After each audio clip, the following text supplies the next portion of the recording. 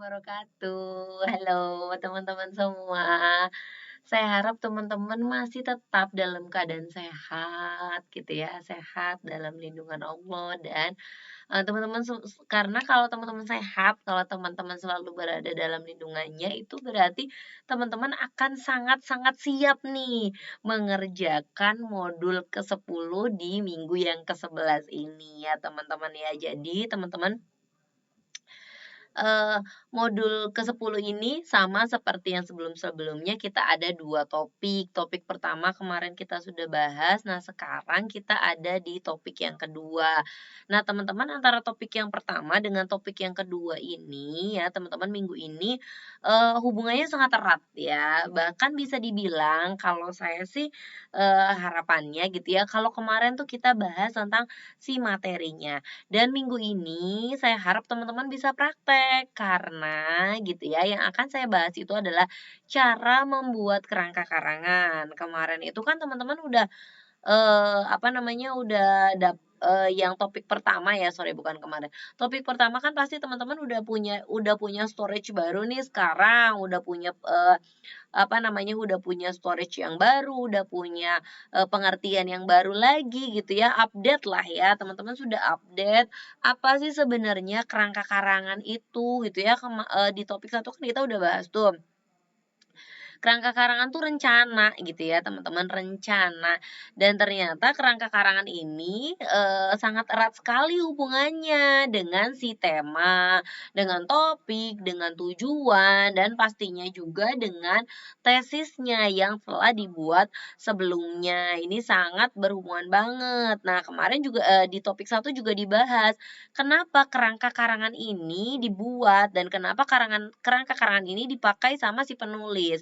Karena dengan adanya kerangka karangan, ketika penulis membuat tulisan, walaupun itu tulisannya dari hal yang kecil, maksudnya untuk wacana gitu ya, ini akan membantu membantu banget nih buat si penulis supaya satu dari segi waktu, jadi penulisnya itu nggak berpikir lagi, "Oh iya saya mau bikin apa? Oh iya saya mau, di yang di paragraf satunya bahas apa ya?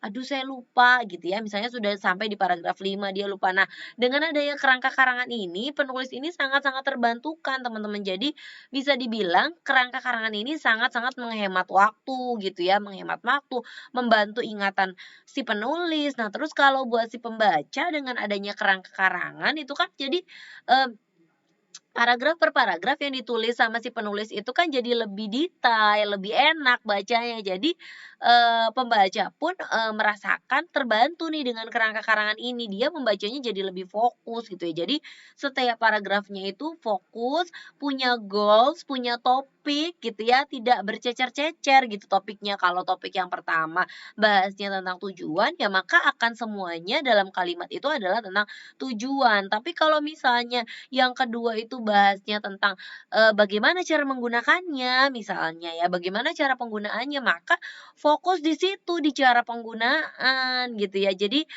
teman-teman kerangka karangan ini sangat-sangat membantu, tidak hanya untuk penulis tapi juga pastinya untuk pembaca. Nah kemudian sebelum kita ke, eee bagaimana sih sebenarnya membuat kerangka karangan, kita ke sini dulu. Setelah kita belajar gitu ya, setelah teman-teman tahu apa itu tema, topik, tujuan, tesis, kerangka karangan, bagaimana sebenarnya hubungan mereka ini gitu ya. Gimana sih hubungan mereka ini sebenarnya? Pastinya hubungan mereka baik-baik saja ya. Teman-teman pastinya hubungan mereka baik-baik saja, tapi nih teman-teman, tapi mereka itu antara tema, topik, tujuan, dan kerangka karangan ini benar-benar relate, benar-benar saling berhubungan satu dengan yang lainnya. Kalau teman-teman mau bikin tulisan yang bagus, wacana yang bagus, karangan yang bagus, itu memang harus banget antara tema, topik, tujuan, tesis, dan kerangka karangannya itu berhubungan dan punya benang merah yang sama, ada di dalam satu tema yang sama. Gimana Miss bikinnya? Misalnya ya teman-teman ya, ini saya kasih sedikit contoh. Nah, tema.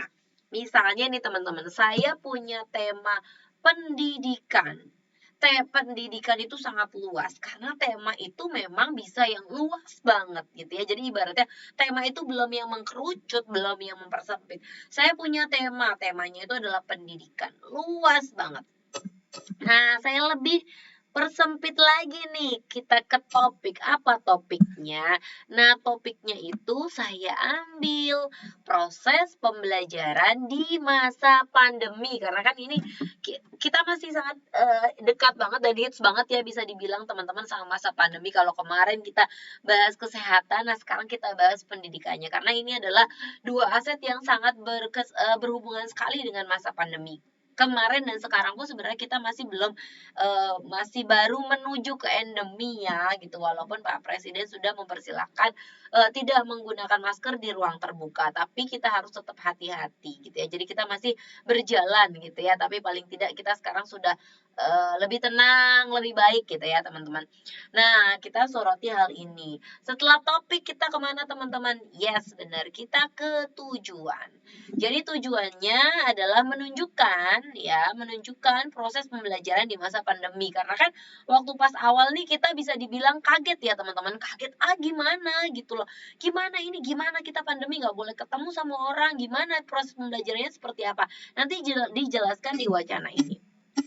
Nah, kemudian tesisnya, maka tesis itu bisa berbentuk pertanyaan, bisa berbentuk bentuknya kalimat, bisa berbentuk juga pertanyaan.